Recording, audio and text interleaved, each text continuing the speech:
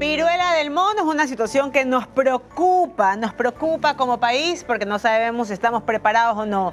Doctor Andrés Díaz, ¿cómo está usted? Muy bien. Gracias por la invitación. Nos tienen como locos esto, ya se han conocido casos en diferentes países y la primera pregunta sería, ¿estamos preparados como país para afrontar una epidemia como la viruela del mono?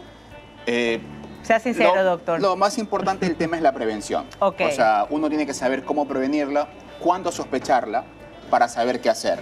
Nosotros tenemos que recordar que desde en julio del 2022, la gente, para ponerlas en contexto, se acuerda que tuvimos un primer caso que fue diagnosticado acá y ese momento en el mundo incrementaron los casos. Luego, para agosto del año pasado, todos esos casos bajaron, pero en la República del Congo, donde ahora es el problema, nunca dejó de estar. Es más, desde diciembre del año pasado empezaron a tener más casos y el problema ahora es que ellos han tenido un incremento de un 160% de los casos comparado el año anterior con este año y 19% de muerte. Entonces, por eso es que se hace esta alerta. Los primeros casos, bueno, para tener en contexto qué pasa, los primeros casos acá no tuvieron esos grados de mortalidad.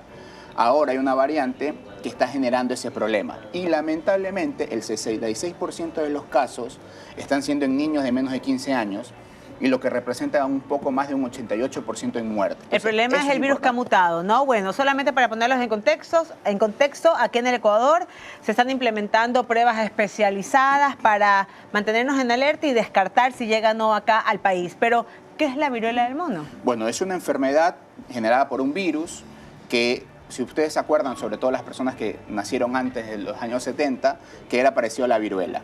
Entonces siempre fue parecido a la viruela. Es más, las personas que están vacunadas contra la viruela, que en el Ecuador más o menos fue hasta el año 72, tienen algo de protección, Conforme más pasa el tiempo, esa protección va disminuyendo.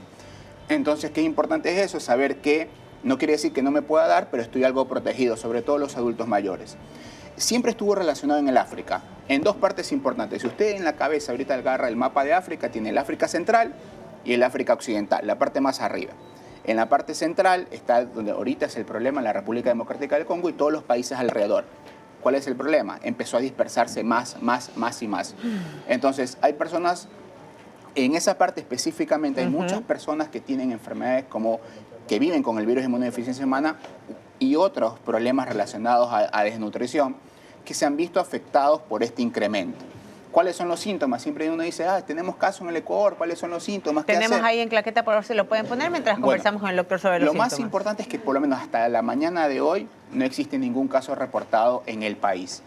Los casos reportados hasta el 6 de agosto de este año a nivel de la plataforma del CDC, que es el Centro de Control de Enfermedades, de lo que tuvimos del 2022, es que hubo más de 500 casos en el Ecuador con 3 muertes, pero desde el 2022 para acá. Que es relativamente bajo, ¿no? Claro. Ahora, ¿a qué síntomas nosotros debemos estar preparados, doctor? Bueno, generalmente esto empieza como cualquier enfermedad viral. Fiebre, malestar general, escalofríos, dolor muscular, dolor de cabeza, dolor de espalda. Y luego de 3-4 días pueden aparecer un rash. Y aquí es importante que los médicos estén atentos porque nosotros en el Ecuador tenemos varicela y se puede confundir con varicela. Se puede confundir con sarampión, se puede confundir con herpes, se puede confundir con herpes zóster. Entonces, es simplemente ahorita preguntar a las personas, oye, ¿de dónde vienes?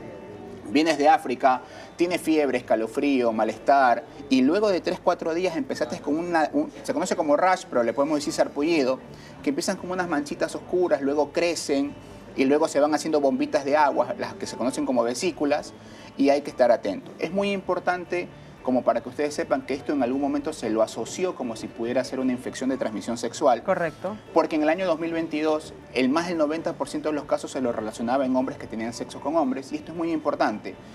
Hay que tener cuidado con esto, porque si yo digo que solo es relacionado a sexo, la gente no toma las medidas adecuadas y va a pensar, no, mira, esto solo se pasa por esto, pero si yo no mantengo relaciones con esta persona, no me voy a contagiar. No, porque se ha demostrado que se puede contagiar por contacto. Entonces, si yo toco a una persona que está enferma, yo tengo que cuidar a una persona que está enferma por medio de si yo toco las secreciones, no me cuido, no me higienizo las manos, la ropa contaminada, los utensilios de esa persona, yo puedo O contagiarme. sea, que es más contagiosa que el propio COVID-19. Es que es diferente la forma de transmisión. COVID es todo por Pero vía acá aérea. es Acá hay...